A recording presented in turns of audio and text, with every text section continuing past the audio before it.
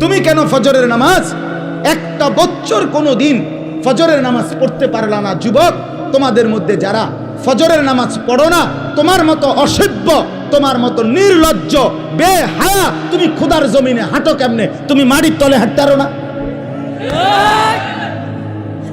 তোমার মতো অসভ্য আর কোনো মানুষ হয়নি বেটা, বেহায়া কোথাকার।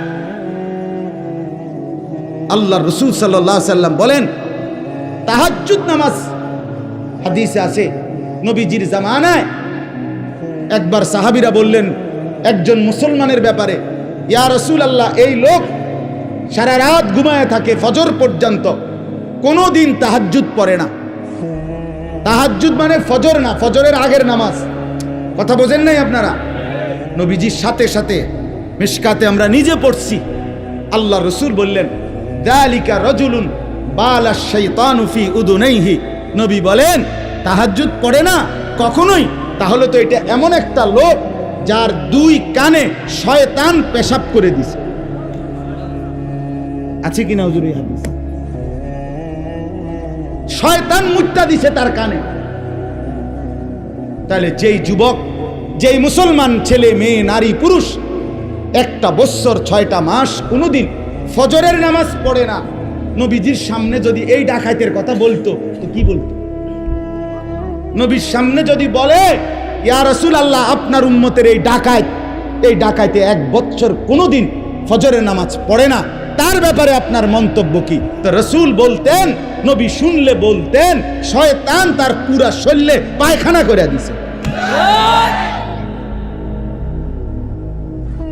হ্যাঁ, লজ্জা থাকলে হাসো না, মানুষের বাচ্চা যদি হও হাসো না।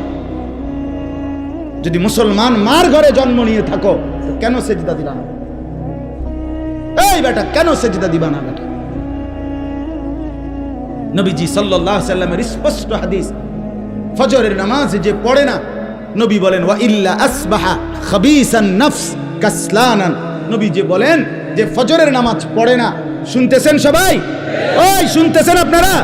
রাসূল বলছে যে ফজরের নামাজ পড়ে না, সে খবিস, খবিস, খবিস, এটা খবিস বেটা, খবিস, এটা খাবিসান নফস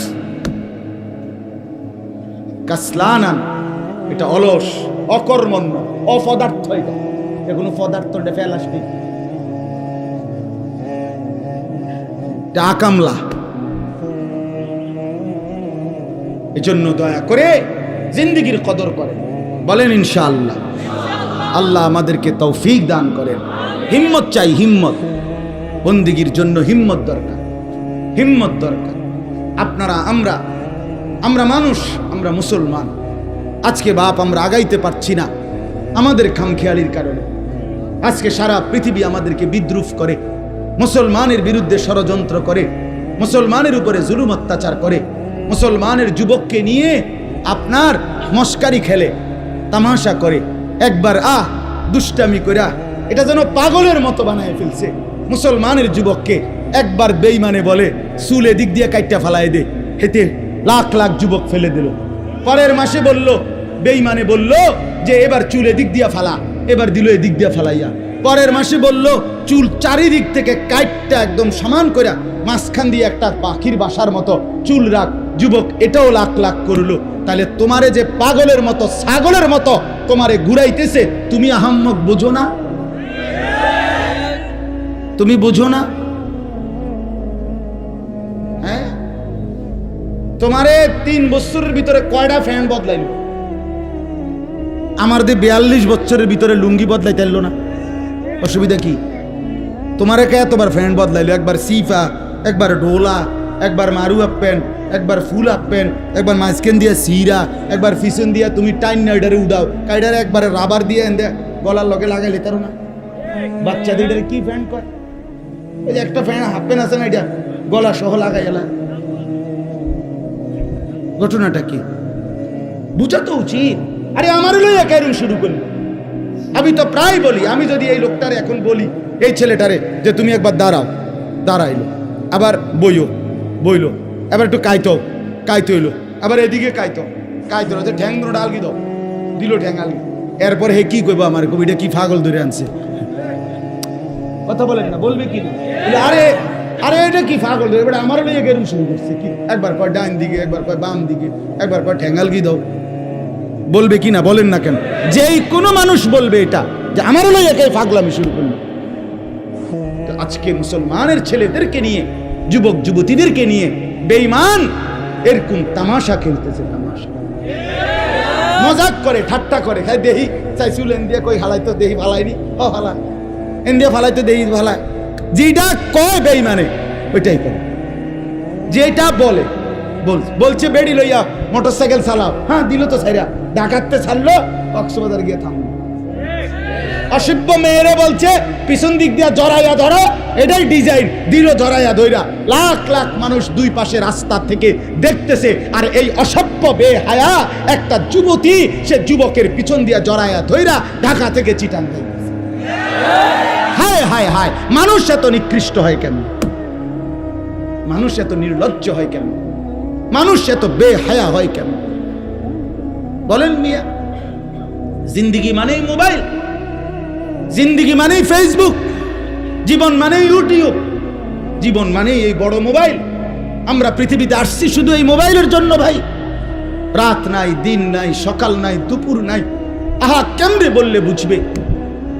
আমার মাঝে মাঝে পাগলের মতো অস্থির হয়ে যায় যে হায়, কেমনে বললে বুঝবে আমার সন্তানেরা, আমার বন্ধুরা, আমার ছেলেরা, আমার যুবক যুবতী বোনেরা, ভাইয়েরা কেমনে বুঝবে যে এটা তো তাদের জিন্দিগি শেষ করে দিচ্ছে, জীবন শেষ করে। অভিভাবকের গাফলতি, সন্তানদের বেপরোয়া জিন্দিগি, আমাদের দেশ, আমাদের সমাজ, আমাদের ইসলাম, আমাদের দ্বীন একেবারে শেষ করে দিচ্ছে। অভিভাবকও গাফেল, সবাই গাফেল, সবাই গাফেল। আল্লাহ আমাদেরকে মাফ করে দেন। এজন্য প্রিয় ভাই আমার, ফিরে আসেন, প্রত্যেকের কাছে অনুরোধ করছি, আল্লাহ তাআলার বন্দিগির দিকে ফিরে আসেন, ইবাদতের দিকে ফিরে আসেন। আল্লাহ তাআলা প্রত্যেককে তৌফিক দান করেন। আমি একটা আয়াত পড়ছি, আয়াতের তর্জমা বলি, কথা শেষ হয়ে যাবে ইনশাআল্লাহ। কোরআনুল কারীমের 9 নম্বর পারা, 7 নম্বর সূরা, সূরাটার নাম সূরায়ে আরাফ। এই সূরার 157 নম্বর আয়াত। এই একটি আয়াত আমি তেলাওয়াত করেছি শুরুতে। এবার এই আয়াতের তর্জমাটা বলি। আগে পুরা আয়াতের ব্যাপারে দুইটা শিরোনাম বলি, সংবাদ শিরোনাম, শুরু কথা আগে শিরোনাম বলি আর কি। শিরোনামটা হলো এই, আল্লাহ তাআলা এখানে দুইটা কথা বলছেন, মৌলিক কথা। এই একটি আয়াত, এক হলো আল্লাযীনা ইয়াত্তাবিউনার রাসূল। কথাটা খেয়াল করেন, শুনতেছেন সবাই? আল্লাহ তাআলা বলেন যারা অনুসরণ করবে রাসূলকে। কাকে? এই একটা কথা। এরপর আরো কিছু কথা আছে, এটা পরে কম। কি? এক নাম্বার কথা হলো যারা অনুসরণ করবে রাসূলকে। রাসূল বলতে কে? প্রিয় নবী সাল্লাল্লাহু আলাইহি ওয়াসাল্লাম। এরপরে লাস্টের দিকে আইসা আয়াতের শেষে আরেকটা কথা আছে, ওয়াত্তাবাউন নূরাল্লাযী উনজিলা মাআহু, এবং যারা অনুসরণ করবে ওই আলোকে, ওই নূর যেটা আমি আমার রাসূলের উপরে নাজিল করেছি। সেটা কি? কোরআন। সেটা কি? আমি আমার বন্ধুকে যেই আলো নাজিল করেছি, নূর, সেই নূরকে মানে আলোকে, সেই কোরআনকে যে অনুসরণ করবে। তাইলে অনুসরণের বস্তু দুইটা। অনুসরণের বস্তু কয়টা? একটা হলো কোরআন, আর একটা হলো কি? রাসূলুল্লাহ সাল্লাল্লাহু আলাইহি সাল্লামের জিন্দেগি, সুন্নাত। সুন্নাত একটা। তাইলে আল্লাহ তাআলা বলেন আল্লাযীনা ইয়াত্তাবিউনার রাসূল, যারা অনুসরণ করবে রাসূলকে, আর ওয়াত্তাবাউন নূরাল্লাযী উনজিলা মাআহু, এবং যারা কোরআনকে অনুসরণ করবে, আল্লাহ বলেন তাদের ফলাফল কি হবে? এই দুই অনুসরণ করার কারণে তাদের রেজাল্ট কি হবে? উলাইকা হুমুল মুফলিহুন, এরাই হবে সফল কৃতকার্য জান্নাত। এই হলো পুরা আয়াতের সংবাদ শিরোনাম, মানে ছোট কথা। কথা বুঝছেন কিনা বলেন? তাইলে কি বুঝলেন? যে যারা রসুলকে অনুসরণ করবে এবং কোরআন অনুসরণ করবে, আল্লাহ বলেন তারা হবে কি? সফল। বলেন না কি? কৃতকার্য, জান্নাতি। তারা কি হবে বলেন? মুফলিহুন। তারা কদ আফলাহাল মুমিনুন, যে আল্লাহ বলে মুমিনরা সফল। তো আল্লাহ পরে জিজ্ঞেস করেন, আল্লাহ সফলতা বলতে মানে কি? সফল কি? তারা আগে চাইতে ভাত মাছ বেশি খাবে নাকি? বিল্ডিং টিল্ডিং পুরা ফুল টাইলস, এটা না। আল্লাহ বলেন আল্লাযীনা ইয়ারিসুনাল ফিরদাউস, সফল মানে ও চিরেই তারা জান্নাতুল ফিরদাউসের উত্তরাধিকার হবে। তাহলে সফলতা মানে জান্নাতি হওয়া। সফলতা মানে কি হওয়া বলেন না? আমরা বুঝি না, আমরা বুঝি না বাপ। আমরা বুঝি সফলতা মানে দুনিয়া অর্জন হওয়া, দুনিয়া অর্জন।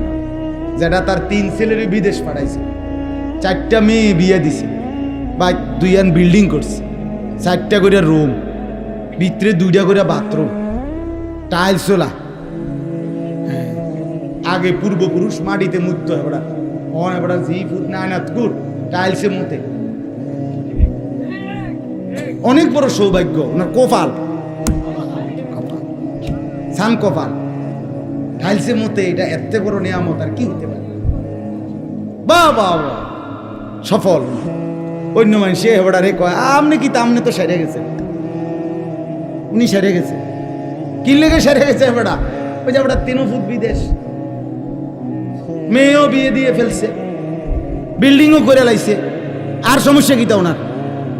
বুঝেন নাই কথা?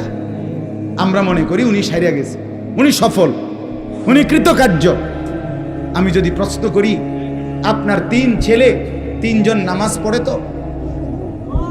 আমি যদি প্রশ্ন করি আপনার 3 ছেলে বহির্বিশ্বে ইনকাম যে করে শতভাগ হালাল? আপনার 3 ছেলের বউ পর্দা করে তো? আপনার 4টা মেয়ে বিয়ে দিছেন, শ্বশুর বাড়িতে তারা নামাজ পর্দা ঠিকমতো করে তো? নায়নাতপুর ছেলে পেলে সবাই আল্লাহর কোরআন পড়তে পারে তো? তখন আর কোনো জবাব আসবে না। তখন আর কি আসবে না? জবাব আসবে। তো সফলতা কিভাবে হলো? সফলতা কিভাবে হলো বলে? এজন্য বাপ আমার, এক মুসলমান পরিচয় দিলে, আমরা যদি নিজেকে পরিচয় দেই মুসলমান, আমরা যদি বলি আমি মুসলমান খোদার কসম, তাইলে আমাদের সফলতা দুনিয়া অর্জন না। দুনিয়া অর্জন হইলে সফল হয় না। দুনিয়া অর্জন হইলে যদি সফল হতো তো সমস্ত কাফের বেঈমান তারা 1 নম্বরে সফল। কারণ আজকের পৃথিবীতে এখনো গোটা পৃথিবীর মুসলমান একত্র হয়ে কামাই রোজগারি করলে ইউরোপ আমেরিকার 2-4-10 জনের টাকার সমানও হবে না। আমরা যখন 10 তলা বিল্ডিং দেখে মনে করি বেটা বিরাট বড় লোক, ইউরোপ আমেরিকা এগুলা গণা তো ধরে না, গণা তো ধরে। আমি আপনার ওই আমার যেই প্রাইভেট কার, এটা জাপানি মডেলের গাড়ি, মানে সবচেয়ে কম দামি গাড়ি জাপানি মডেলের মধ্যে, প্রোবক্স। এটা হলো সব জাপানি মডেলের প্রাইভেট কারের মধ্যে সবচেয়ে কম দাম, যেটা 8,60,000 টাকা দিয়ে আমি কিনছি। তো আমি পরে খবর নিলাম, এইটা হইলো ওই দেশে তারা তাদের বাজার খরচা টরচা মাল টাল, হ্যাঁ, এবং ছাগল টাগল লইয়া এটার ভিত্তি করে মাল নেয়। এইটা হইলো আমি চলি বেল আসেনি কোনো কথা বলেন না কেন? মানে যেডি দিয়ে হারা কি করে আপনার এই ফাঙ্গাস তেলাপিয়া দৈন্যতা কাঁচামরিচ নেয় ভাই। তাইলে দুনিয়া নিয়ে অহংকার করার কোনো লাভ নেই, কোনো লাভ নেই। আরো কামাই করলেও দুশ্মনের বেঈমানের দুনিয়ার মাল আর সম্পদের মতো মুসলমান ধারে যাইতে পারবে না। কেন পারবে না? প্রশ্ন হলো রব্বুল আলামিনের ওয়াদা, দুনিয়া আমি আমার ইমানদার বান্দাদেরকে পূর্ণ দেব না। কথা বলেন না কেন? আল্লাহ নিজে বলছে আমি দেব না বেটা, আমি আমার ইমানদার বান্দাকে জান্নাতে আখিরাতে পূর্ণ নিয়ামত দেব। সেদিন তারা ফালা তা'লামু নাফসুম মা উখফিয়া লাহুম মিন কুররাতি আ'য়ুন, দেখবে জান্নাতের নিয়ামত, এক এক নজরে চোখ ঠান্ডা হয়ে যায়, চোখ ঠান্ডা হয়ে যায়। তো এজন্য বললাম সফলতা আখিরাত, সফলতা জান্নাত, সফলতা ডান হাতে আমলনামা পাওয়া, সফলতা কবরে 3টা প্রশ্নের জবাব ঠিক মতো দিতে পারা, সফলতা হাসরের ময়দানে মিজানের পাল্লায় নেকি ভারী হওয়া, সফলতা ফুলসেরাত বিজলির মতো পার হওয়া, সফলতা অনন্তকালের জান্নাত লাভ করা, সফলতা আল্লাহ তাআলার দিদার নসিব হওয়া, সফলতা রব্বুল আলামিনের সন্তুষ্টি লাভ করা। ওয়া রিদওয়ানুম মিনাল্লাহি আকবার। আল্লাহ বলেন আমার সন্তুষ্টি সেটাই হচ্ছে সবচেয়ে বড়, সবচেয়ে বড়। ফামান যুহজিহা আনিন নার ওয়া উদখিলাল জান্নাহ ফাকাদ ফাজ। রব্বুল আলামিন বলেন যাকে জাহান্নাম থেকে মুক্তি দেয়া হলো অতঃপর যাকে জান্নাতে ঢুকানো হলো ফাকাদ ফাজা। রব্বুল আলামিন কোরআনে বলেন সেই কেবল সফল হলো। ফাকাদ ফাজা, ফাজা আল ফাউজ, সেই কেবল কি হলো। তাইলে রব্বুল আলামিন বললেন জাহান্নাম থেকে মুক্তি পেলে জান্নাতে প্রবেশ করলে সফল হয়, এর আগে বন্ধু সফল হয় না। ওয়াকালুল হামদুলিল্লাহিল্লাযী আযহাবা আন্নাল হাযান। রব্বুল আলামিন বলেন হাসরের ময়দানে আমার বান্দা যখন জান্নাতি হবে আর জান্নাতের মধ্যে ঢুকবে, জান্নাতের নাজ ও নিয়ামত এক নজর দেখে আমার বান্দা বলবে আল্লাহ আপনার সব প্রশংসা, আজকে আমার জীবন থেকে সমস্ত চিন্তা জীবনের তরে দূর হয়ে গেল।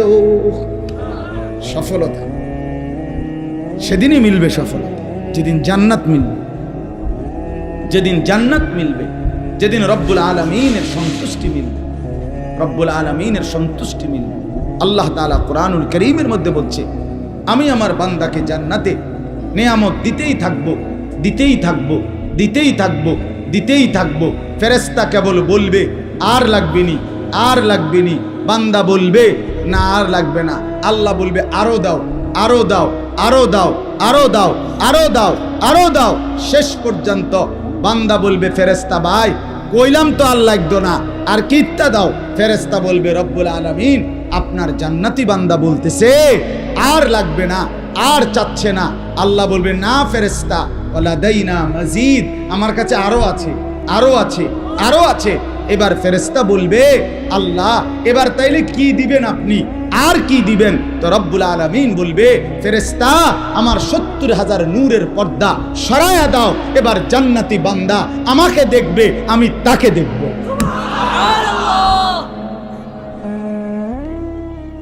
হ্যাঁ এটা ইয়াকিন আমাদের, আলহামদুলিল্লাহ এটা হবে নিশ্চিত,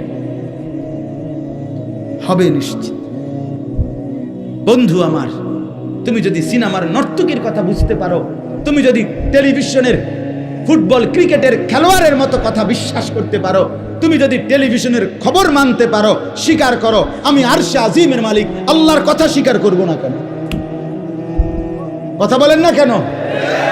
আমনে দি শিক্ষারাই এখন খবরে কইছে বেড়া, খবরে সঠিক না হলে নি খবরে কয়, আমনে বেড়িতে কইছে খবরের ভিতরে, আমনে তেইটা এত মজবুত হয়ে গেল।